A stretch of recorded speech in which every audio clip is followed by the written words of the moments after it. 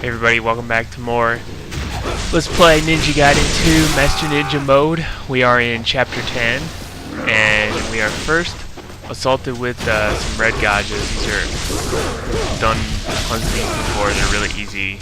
Just use the lunar staff and do 360 UTs and ETs, and you can take them out pretty easily. There's going to be like 4 waves of them, I think, from this first set. Maybe 5, can't quite remember. And really the only thing you need to watch out for is their tail dives, because that'll take probably about half of your health. So just be careful with the tail dives and make sure that you avoid them at all costs.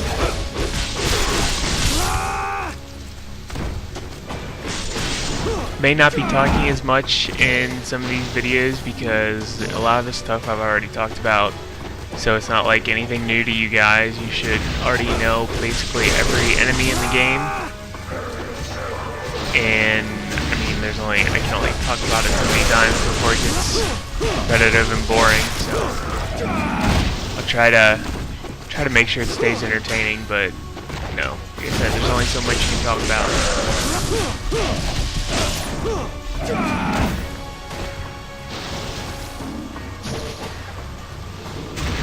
Love when the gouges just sit there like a bunch of idiots and do nothing.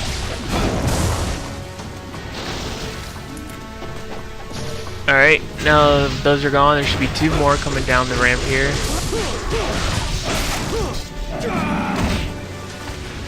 Unfortunately, we only get 1. And then have to wait for the other one to come, so I'm gonna take this guy out.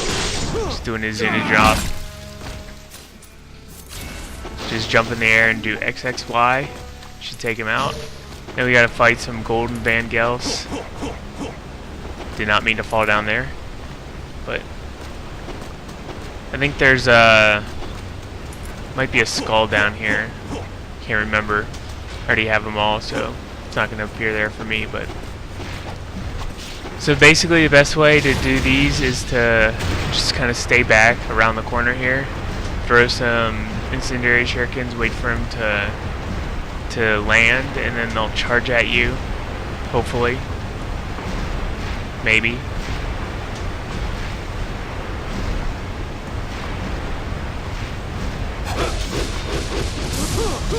Don't look like they want to cooperate, so it's always fun.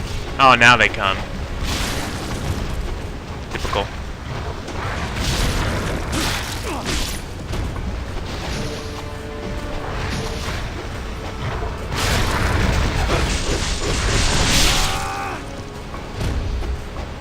So just easiest way is to throw incendiary shuriken and then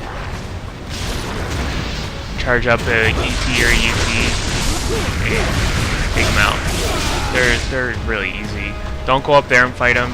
You may spawn the next fight, and you don't want to deal with golden gaels and gouges at the same time. That's not fun.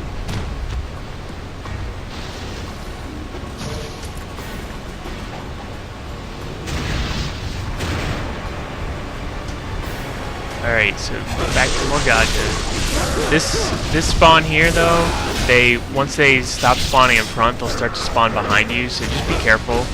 Because see, there's one that spawned behind me.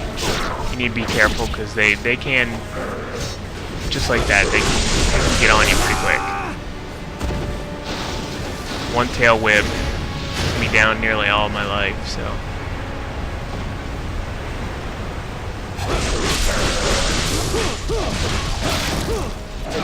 It does take them a little while to get to you, so just be sure that before you let go, you do have them all. Of course, there I missed my landing.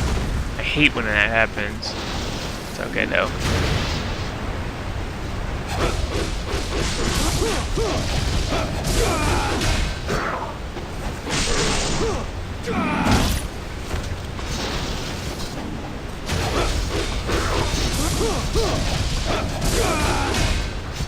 That sucks.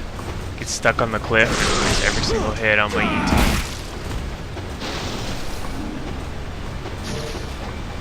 So we are on chapter 10. The next chapter is probably the hardest chapter in the entire game. It's probably the longest chapter in the entire game. And probably, if you get that far, will make you want to quit the game. It's that hard. It's pretty rough. But we'll get through it. We'll get through it together. And just to let you guys know, now that I am, you do know that I record after I get the next chapter done. But the good news is I am actually finished with the entire game. So I just need to do the recording on all the chapters and get it uploaded, and it'll be up there probably by the end of next week, I would say. Or the end of this week. It's Sunday now, so. There's a chest with a grain in it. If you don't have full life, it'll give you life-based stuff. It'll give you enough life that a grain would give you, so. The yellow one was essence, or was either essence or ghost fish. Was hoping for ghost fish, but didn't get ghost fish. It's okay though. Some fail platforming. Next fight is gonna be some dragons and Van Gels. Easiest way to beat these guys is to you can charge a full ET, if not a UT, when you first jump in here. What I always do is I don't get hit like that, but just run around throwing incendiary shurikens, and then once you got an essence, go ahead and charge up an ET or UT. Probably the best way to do it, just to make sure that you don't get fireballed and tail whipped at the same time, because you'll get absolutely obliterated. For some reason, the shurikens are targeting the flying Van Gels, not the ones that are standing right next to me, but that's okay.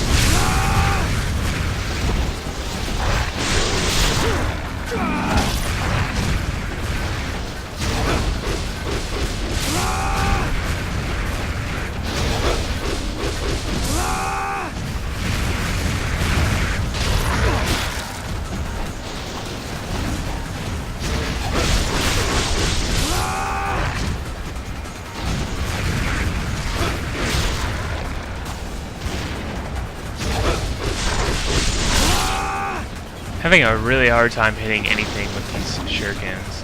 Not helping me at all.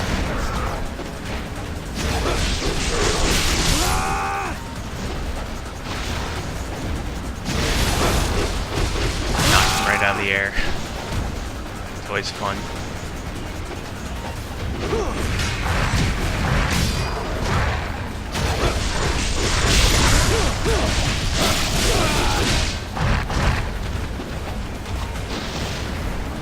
Just a couple more Van Gels and we're good to go.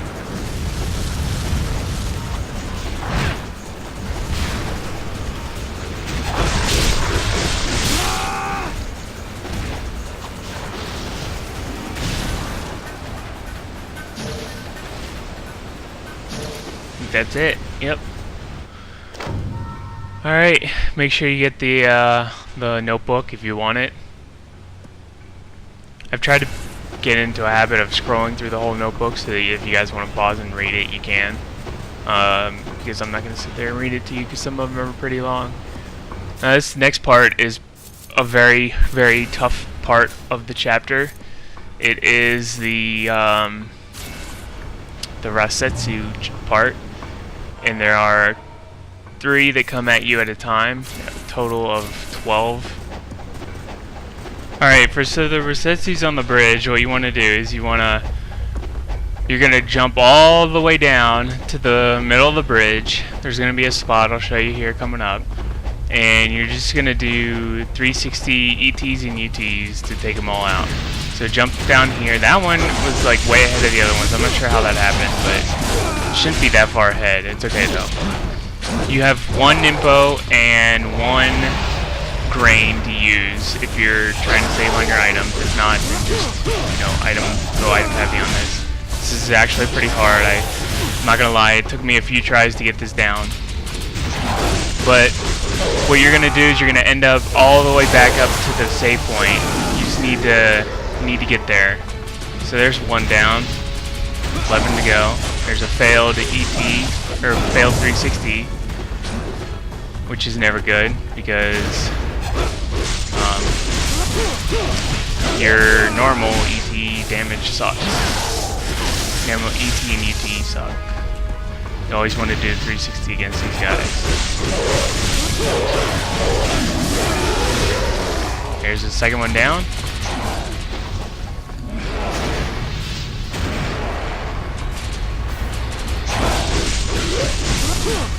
And if I didn't say it already, I think I did, but whenever they growl like that, they're regaining their health. So you want to try to stop them from growling if you can, if it's possible. If not, it's not that big of a deal. They don't gain terribly much unless they just keep doing it, which kind of sucks when they do, because they actually do that sometimes. Just keep growling and regaining their health. But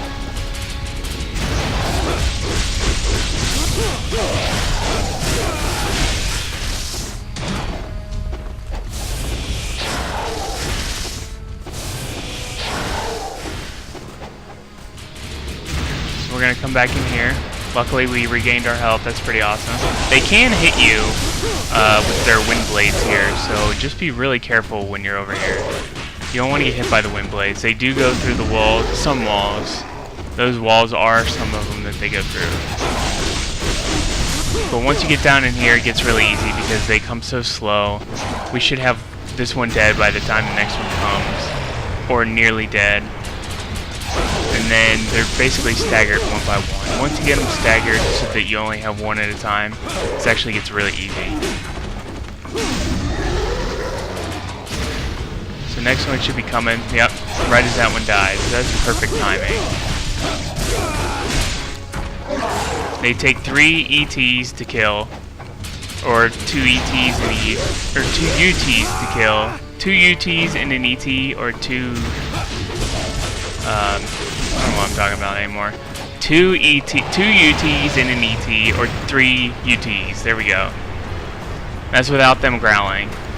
If they growl once, it'll take 3 UTs.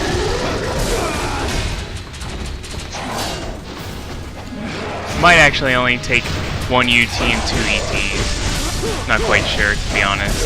Not like it really matters, but you know, the more you know.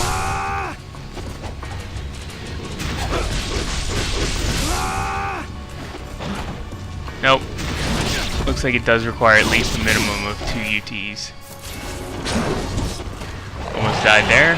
Put in our grain that we can use.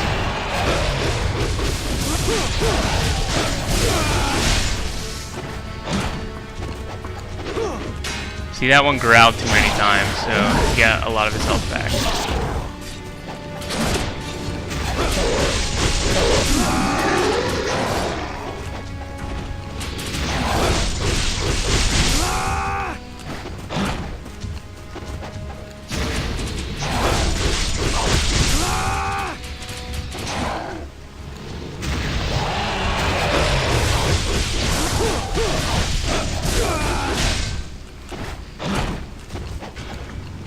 I had him staggered, and I lost the stagger on him. That sucks.